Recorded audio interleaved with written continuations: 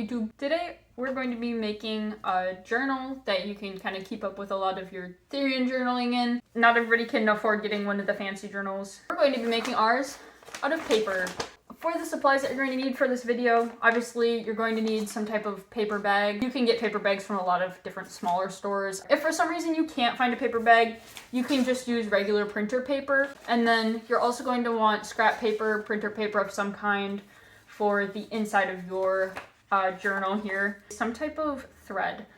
I don't recommend using just regular like sewing machine thread.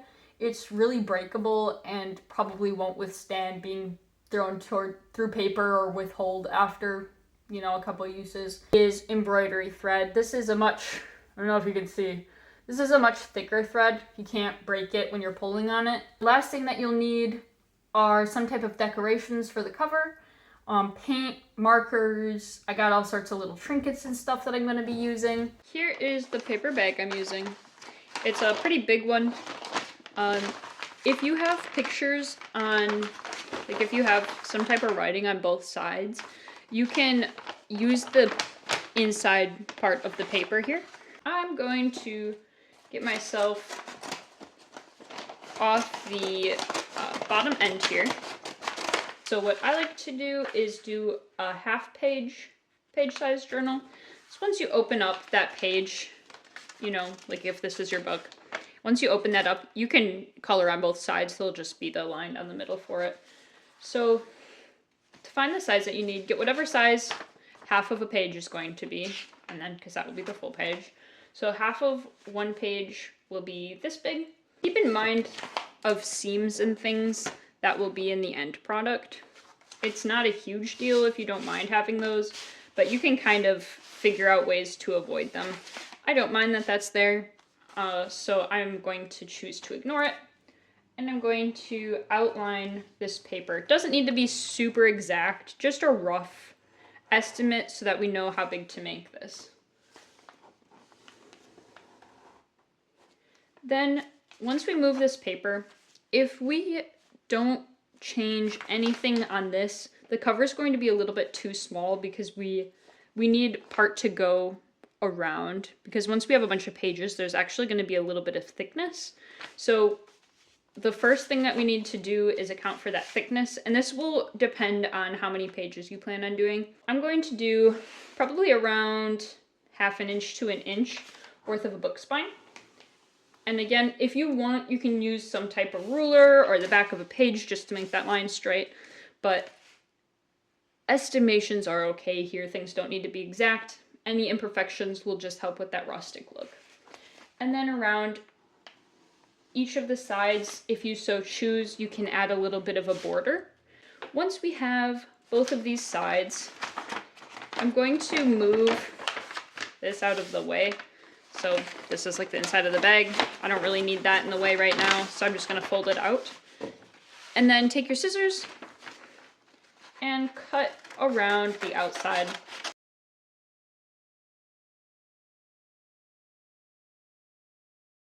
I have the two sides done now, and I'm going to fold this along this crease. First, I'm going to flip this one around so that Mr. Piggy is not part of my cover. And for this step, what we're doing is we're going to finish making the spine. So you want to fold along that spine guide that we made on both sides, and then what we'll do is either sew, glue, or tape this so that we have a spine on there. So all you do is you layer this one on top of this one and connect these two pages so that we have our book cover.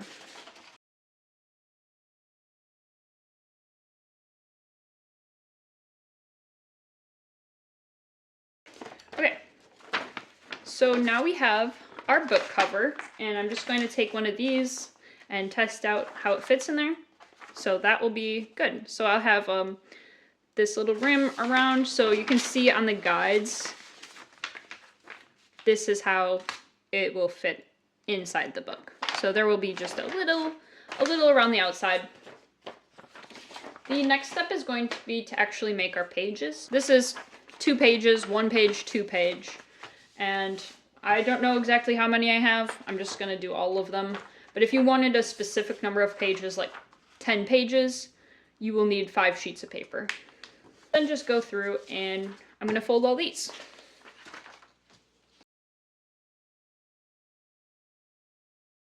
Okay, so I have a bunch of pages here to fill up my notebook. And you can just kind of test the size if you want. If you wanted, you could fill up your entire spine and really pack it full so it's like bursting at the seams. This is plenty for me because it's going to take me a while to go through and fill up all these pages. The next step is going to be binding our pages together and then binding them to the book. So how I'm going to do that is I have my sewing needle here. I suggest using a sewing needle that's going to be thicker and longer. I'm using green for mine. You can use any color, just again, just personal preference. And this is going to go through the pages and then it will also be visible on the spine of your book. You're gonna grab a good sized length here. And then when I do, if you're not familiar with sewing, there's a lot of good tutorials on YouTube, but the basics are pretty simple. You take your thread, you thread your needle. I double up my string because I think it looks better. I will match up the 2 ends of my string, and then I'm going to tie a simple knot. I have this on a string now, and depending on what kind of paper you're using, I'm using printer paper. There's papers that are thicker or thinner than this, like construction paper or sketch paper. For printer paper, I could probably get through 2 or 3 of these at a time. We'll try 3, but I'm not sure if that will work. It's really whatever you can stuff this needle through, as many as you can is what we want to do. Half pages here. And yes, I can. So I'm going to come from the back here, around the spine of my papers. And I'm going to loop this through these 2 strings. So I will have a connection like so. And then I'm going to tie this off by going back through that and coming through this loop. What I have here is basically that I've sewn through the papers and I've tied them off so that they are now connected like that. And then all I'm going to do is repeat that once in the middle and once on the other end. And then I'm going to do that every 4 pages for the rest of my book. All right, fellas, what we have, I've got 3 total. I'm going to line all 3 of these up, and then I'm going to sew these together, and then these together. If you are having a hard time sewing, or just find this to be a very tedious process that you're not interested in partaking in, you can use hot glue or regular Elmer's glue and just directly glue these pages into here. Now these are connected. It's a bit of a hack job, but it doesn't really matter because it's going to get covered up anyways. So again, you can either sew this in or glue it in.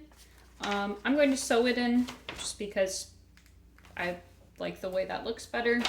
So we're pretty much going to do the same thing, is we're just going to connect each of these knots through here.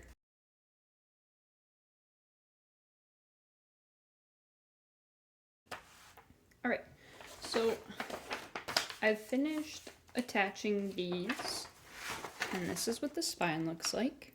So I've got 3 crosses. Again, you can do any type of design you want. You could embroider the whole thing if you needed. And then you can see in the middle of the book, you can still see these. If you want, you can glue either of these sides together like this, and then that will get rid of that seam, and this page will just be doubled up. I don't mind this gap here, so I'm just going to leave mine as is. And then here is the back. As you can see, this is still exposed. So to fix that, what we're going to do is we're going to take the first and last page and attach them to the front and back covers here.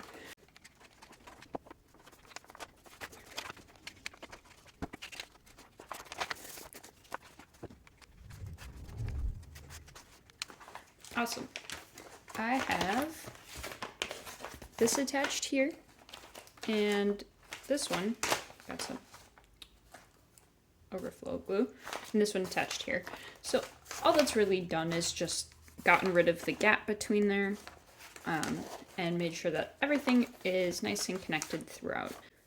The next step, and if you want to keep it like this, you can, but the next step, if you really want to personalize it, is going to be taking things like paint and glue and just really like collaging all sorts of fun things onto the cover. Honestly, this part is just go completely crazy and put whatever you want on. You can see me here. I'm just layering random colors of paint on top of each other, getting some charms. It's really just like however you want to go about it, whatever your art process is. If you don't really know a good collage tactic, my go-to is starting with a base and anything flat, and then as I go, I'm adding more like 3D things and filling in any blanks between them.